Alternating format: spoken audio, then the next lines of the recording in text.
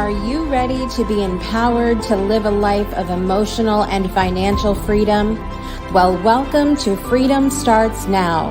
It's the show educating, entertaining, and inspiring with experts around the globe excited to guide you on a journey of exploration. And now, here's your host and freedom facilitator, Karen Theimer. Hello, everybody. Hope you're having a fantastic day. My name is Karen Theimer, and I'm your host of today's show, Freedom Starts Now.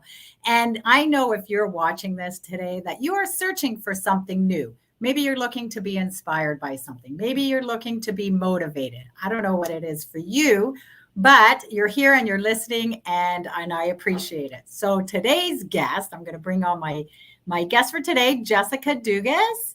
And hey, how you doing? I'm good. Oh, I'm so excited. I'm so excited. You did so well getting everything all lined up. I'm so excited for you. Oh, thank you. Yeah, this is such a new platform for me. So it's just figuring it out. And you are an awesome coach and helping me through this. So thank you, my friend. So I'm excited. Absolutely. I'm excited about our talk today. And I'm just going to read a little bit about Jessica. So Here is her bio. Jessica Dugas is an intuitive mentor and an inspirational entertainer, passionate about helping, empowering humanity to live with less stress and more joy. Yes, I'm reading off my phone here.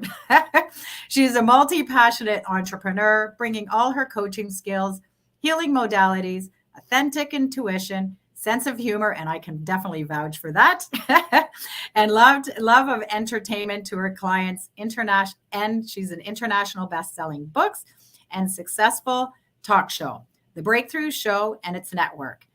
Outside of her business, Jessica is a wife and homeschooling mom of 6 beautiful children, enjoying many hobbies. So thank you. And I still can't get over that you have 6 children. That's amazing. So I bow. I sometimes wonder too, what happened here? How did we get here? And you look amazing, by the way. So, thank you. Yes, you look very, not having 6 children, but anyway, so I understand, and I know you tried to send it to me, and today we're going to talk about coping with challenges, right? And you're writing a book, correct? I'm sorry, can you repeat that? It was breaking up on me. Oh no. So today we're gonna speak about, we're gonna have a chat about coping with through changes. Yeah. Right? Because as we know, the last 2 years, there's been a lot of changes, and it feels like to me it's just speeding up even more, right? And you're writing a book called Coping Through Changes, correct? Yeah, I actually came out with the ebook version of that years ago, and the reason why is because I had been through. I felt like a lot of change in a really short period of time.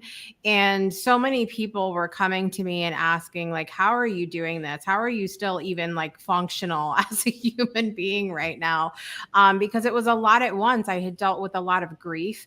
My brother had passed away, followed by my grandparents. Actually, my grandfather was first, then my brother, then my grandmother, and dealing through with the grief. Obviously, I have 6 children, and that all happened.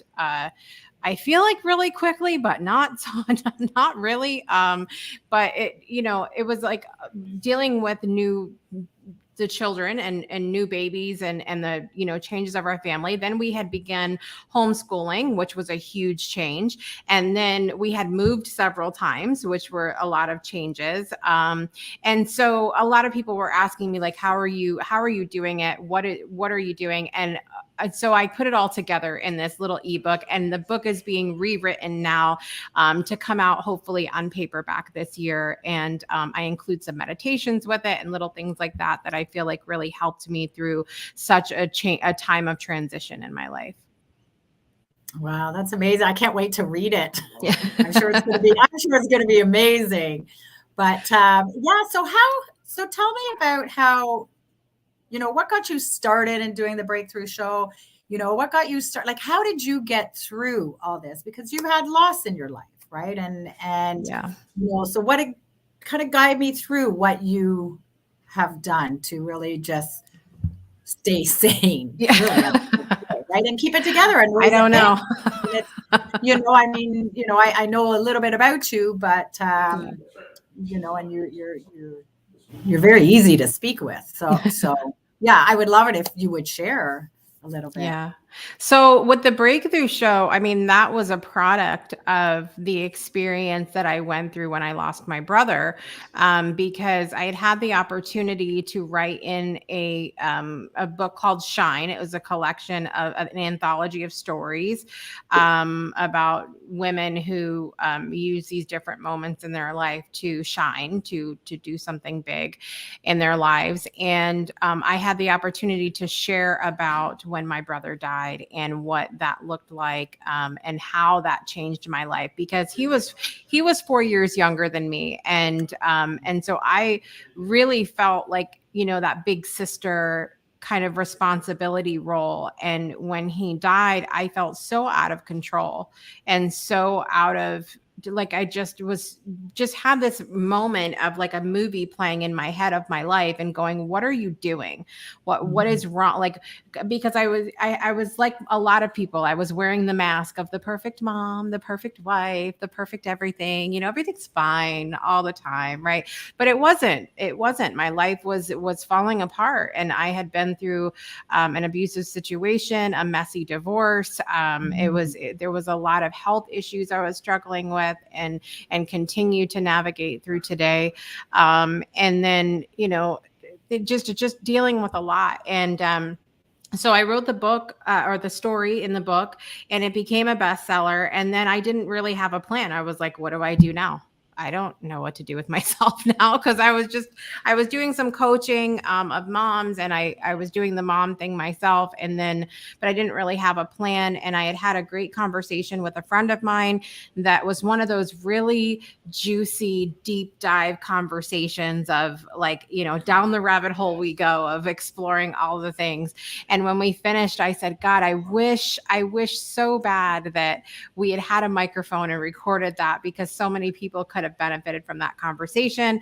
And that's how the Breakthrough Show was born. And it's, I don't think I knew going into it how much work it would be. I don't think, I think that's, if I can speak freely, that is vastly misrepresented in this industry of, oh, just start a show. Just go ahead, just start a podcast.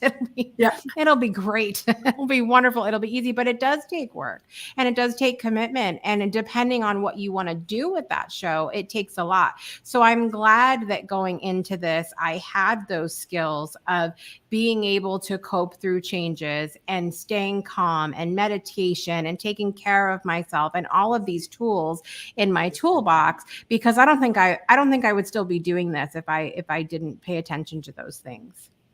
Yeah, that's amazing. What a great story. And it's important to, to find those, I guess, outlets, right? That it's like, okay, what can I go to? Like I'm learning still, right? So, for me, I'm very grateful for the community that I have. And I feel like my communities are getting, bigger and stuff like that. But, it's also, I've been working on, feel the feelings. Right. Because one of my patterns growing up is, let's just sweep that under the rug, right? Like, it's time to feel it, right?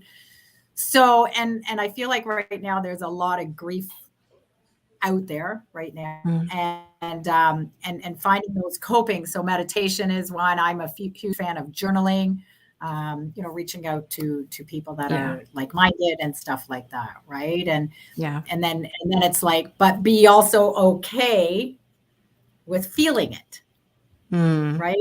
So, I'm sure, like, I'm guessing you've probably gone through that. Like, I'm feeling the grief, I'm feeling, whatever, anger, sad, whatever it is, right? And I know for myself that, like, I would get angry about something and I'd want to hit things. Of course, I don't have anything to hit. I don't like the feeling, right?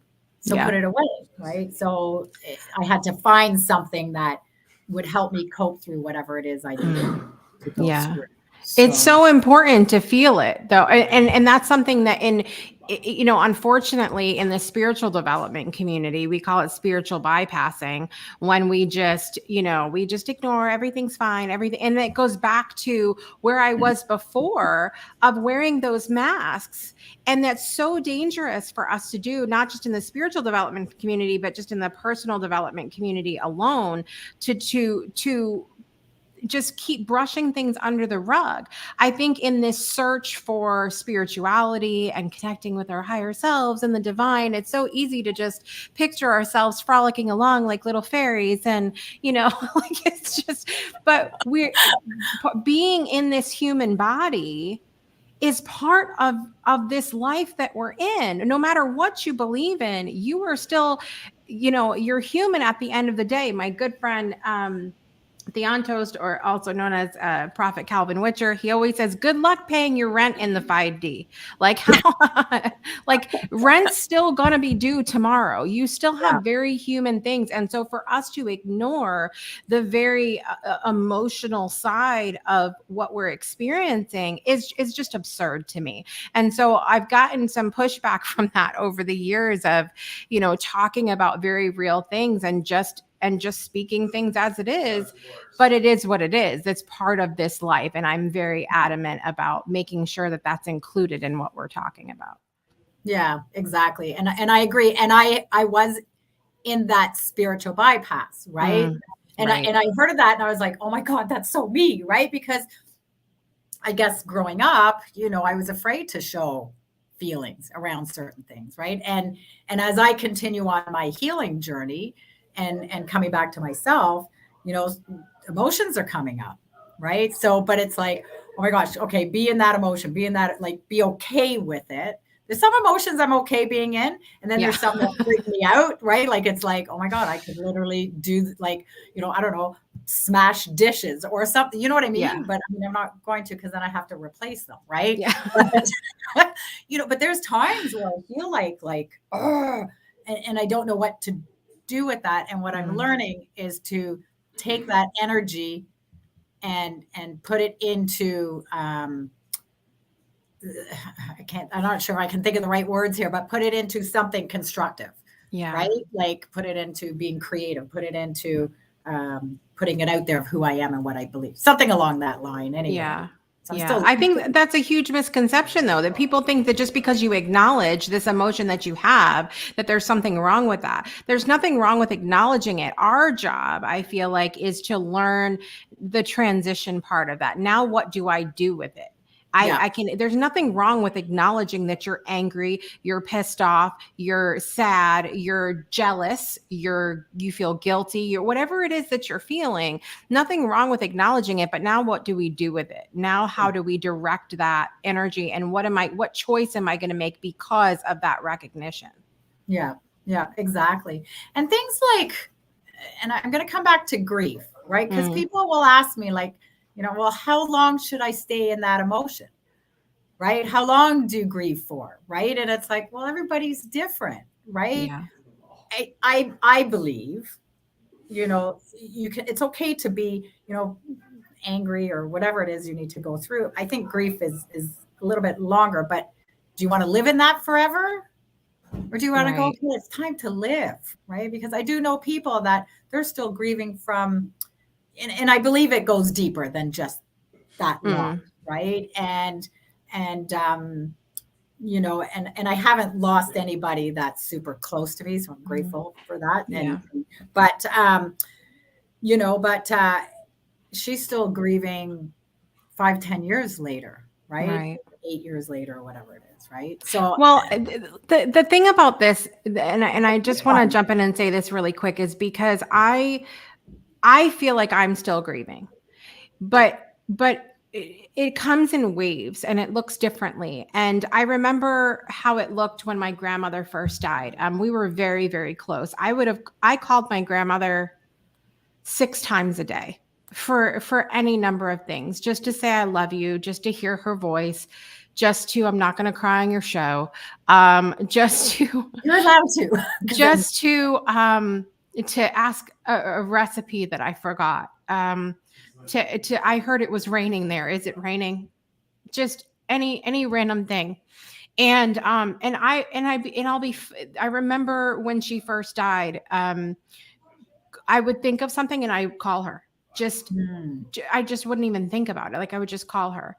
And it's really easy as we talk about these periods of change and transition to be in this routine of how we've always done things. And we can't expect ourselves to just, our whole being that's been in this routine, to just know that, like, that it's like, I think about my memory foam bed, which I hate. It's very uncomfortable. But I think about it, when you sit there for a long period of time and you have the crater, when you get up from the memory foam bed, the bed doesn't know. If you go to get up out of that bed and there's that crater there, the bed doesn't know, oh, she's going to come back in a minute.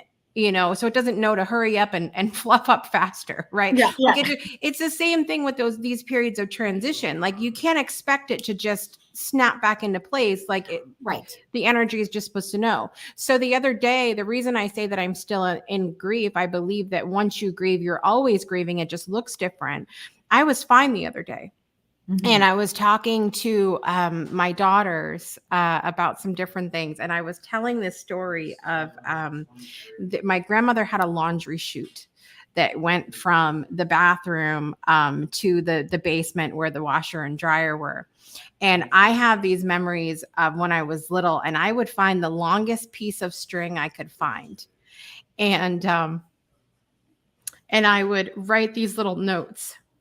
And I would attach them to the string and I would put them down the laundry chute so that when she was down doing laundry, she could grab these little notes and just see little memories like this. Like it'll all wash over me again. And in 10 minutes from now, I'll be fine. Yeah. 5 minutes from now, 5 seconds from now, I could be fine, but I'm still grieving but I'm allowing myself to feel that. And I'm allowing myself when those emotions come up, when the grief comes up, when I miss her so bad that I can smell the food cooking in my kitchen that she's not even here to cook.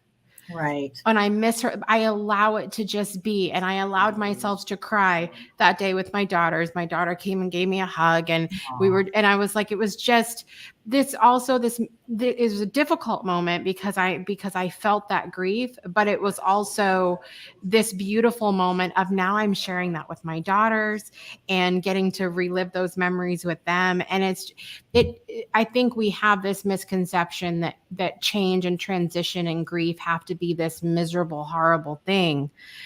And that's not necessarily the case. And we have to allow ourselves to just feel it when it comes up, but then ask yourself that question of what you said but do you want to sit in that and miss out on the rest of life that's going on right now? Yeah. Or what choice do we want to make to move forward? But it doesn't mean you're not going to feel it. Yeah, exactly. And maybe I didn't probably word it. Oh, no, it was great. I just wanted to add to it. Yeah, no. And I love that because I'm still learning about grief. Because, and I said something earlier, and I have to retract from that because I said I haven't lost anybody who's close to me. And I say that because I lost my dad 3 years ago, but we were never close. Right. We butted heads a lot. And I have learned so much through this journey of I wish he was still here so we could have a different relationship. Right. Because I understand where he was coming from. I understand where I was coming from. And I don't want to get too much into it right now, but I did go through some anger of like, why didn't we have this type of relationship before? Because now I know better. Right. So, but I know that was part of my journey. And I tell you, he has taught me so much as I went back, and I'm still learning. And I don't actually think I've grieved his passing. Right. Yeah. So I'm still learning about grief because I actually don't know, or maybe I'm not sure if I know what that feels like.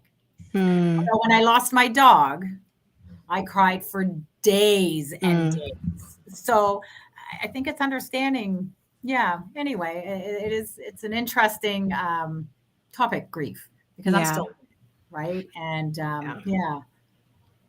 Yeah, it's super it's such a big grief is such a big part of change and transition, because I think the other thing is we think as humans that we only grieve people or animals or be like living beings, but we can grieve loss of any kind, a divorce, a friendship, a job, and sometimes that's really challenging as well. When we lose something or someone that is still here, but you Mhm. can't touch it anymore. You can't see them anymore. You can't, whatever the reason is, that's hard for me. That almost has been a more challenging part of changes, is when you're grieving something or someone that is still here, but it's not, you can't be a part of it anymore. That's Yeah. really difficult for me. And I think has been such a even more challenging part of my journey than losing someone who is physically not here anymore. Got it. Got it. Wow. I love these conversations. I Yeah. have to say, 'cause it's always learning, right? And I think speaking about emotions, I think are so important Mm, because again, we've been raised to bury it. yeah. And I think more people are waking up right now, are kind of like going through so many different emotions that, like myself, with like the anger, not knowing what to do with these emotions, right? And I Right. like what you said earlier about grief is like you can live in the grief and not live, right? Like I Yeah. think it's important to again feel it, but also you're here, right? Yeah. And yeah, so yeah, I don't know. Yeah, I love, and I think there's some really important parts to coping through change that I think are just really important to recognize, whether we're talking about change, whether we're talking about grief as a part of change. Like the first thing is that it's inevitable. Yes. You're not, change is a thing. I think when we get so caught up in, whether it's a victim mentality or feeling alone when we're going through different changes, it's inevitable. Somebody somewhere has probably experienced it before. A lot of the changes we've been experiencing the last couple of years, we're going through this together. Like Oh yeah. we may not agree on a lot of things, but we're still going through it together. And this time, the last couple of years has proved that we all handle it differently. It has proved that we all have different ways of coping through changes in the world. And that's challenging when you're met with those differences. Mhm. And so knowing that it's inevitable, knowing that we need to take care of ourselves, it is really important to take care of ourselves. Help support the people that are closest to you. Having that support system is really important. Your safe space, your home. My ebook, Coping Through Change, really talks about that in a whole section of the importance of feeling at home somewhere during times of change and transition. So looking at your home around you, if you don't have a whole home space, just finding a little corner of somewhere that you can make Yeah. your own and make feel like that yummy, homey space.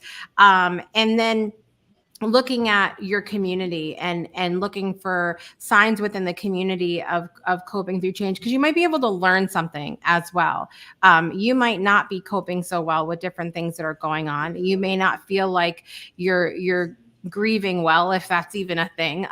But you might not feel like you're doing it right. But if you look at people around you and what they're doing, you might have new ideas. You might say, okay, well, if Sarah lost someone, or if Sarah lost her job, or Sarah lost her grandfather, or whatever it is, and she's going through this time of transition, but she looks like she's handling it really well. First of all, that could be just complete smoke and mirrors. She may not be handling it well at all, Yeah. but it's a good inkling to start a conversation and say, you look like you're handling things really well. Are you? And if you are, can you tell me how you're doing it?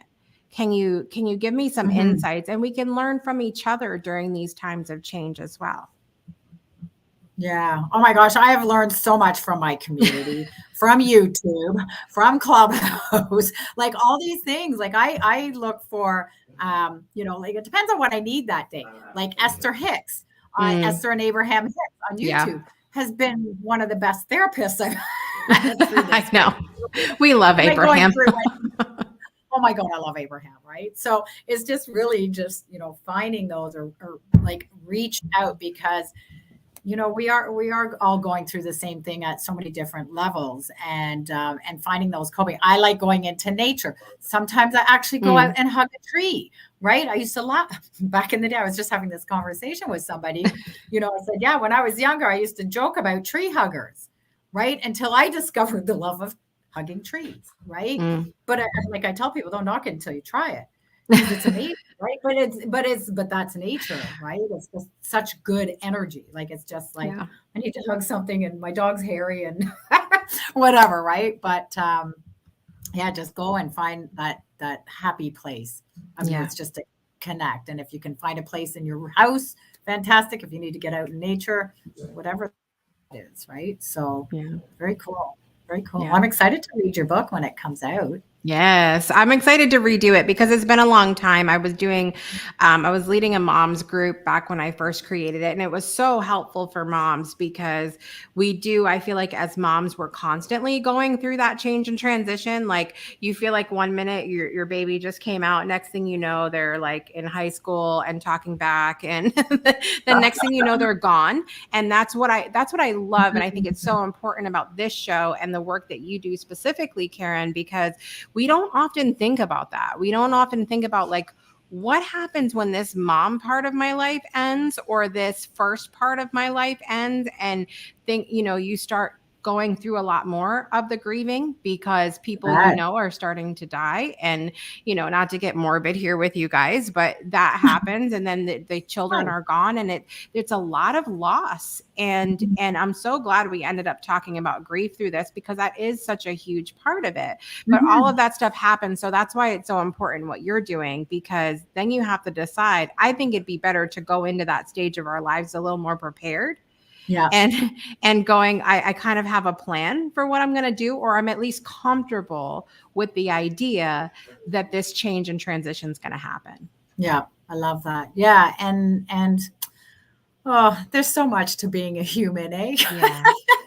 But yeah, I can't even relate to having kids because I don't have it. I have my dog and cat. That's about where that's okay.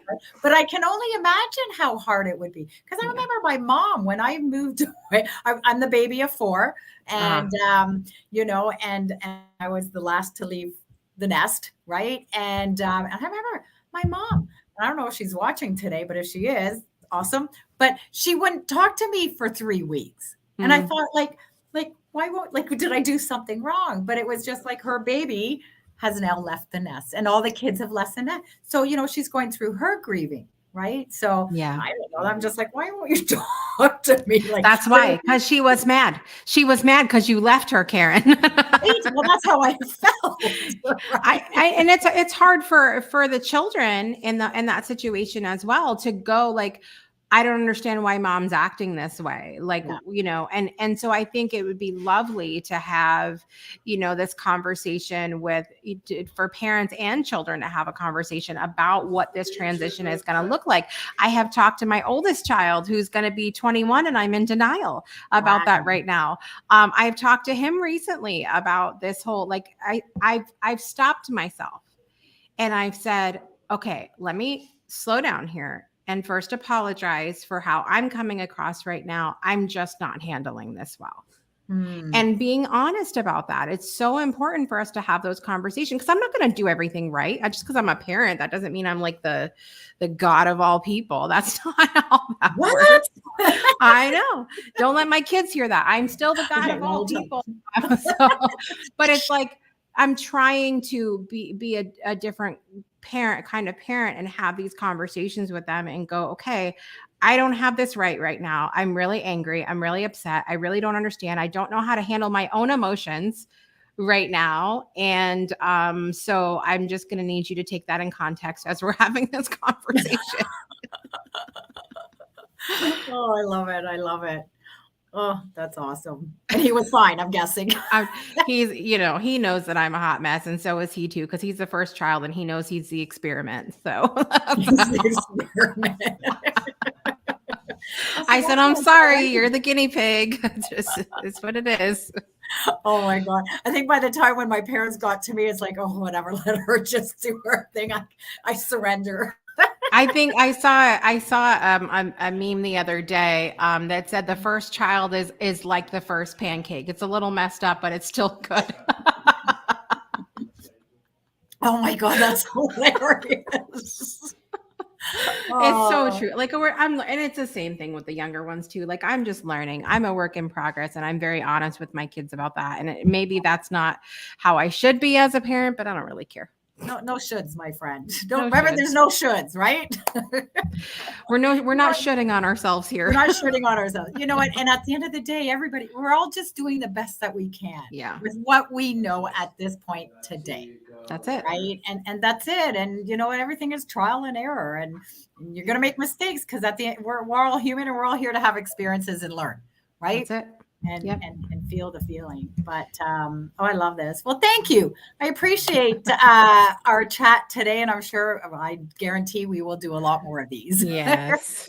But yeah, so anything else you'd like to share with our audience? How do they get connected? How do they find you?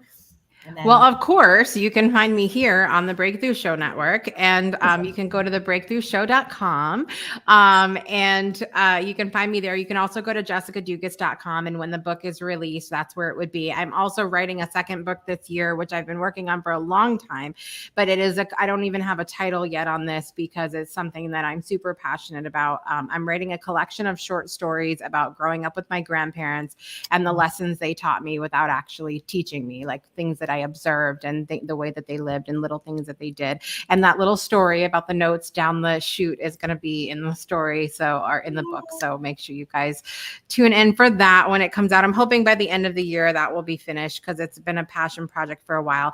But I'm super excited because the premiere of season 6 of the Breakthrough Show is coming out tomorrow at 12 p.m. Central. And we are going on a trip together this year. We are journeying to 40 different countries, talking to 40 different people and learning about the things that are similar, and honoring the things that are different and celebrating our connection together. So I'm really excited about that. oh my God, that is so exciting. I was just chatting with somebody in Netherlands today. So who's I going to talked be to a guest somebody in Netherlands yesterday. Oh my gosh, maybe it's the same person. That would be funny. It would. Anyway, all right. Well, thank you so much. And also, please follow me on social media as well. I'm on Instagram, Facebook, LinkedIn. Just find my name or check out my website, 50 and free, spell it out, 50andfree.ca. So thank you, my friend, and Thank have you. a beautiful day. You too.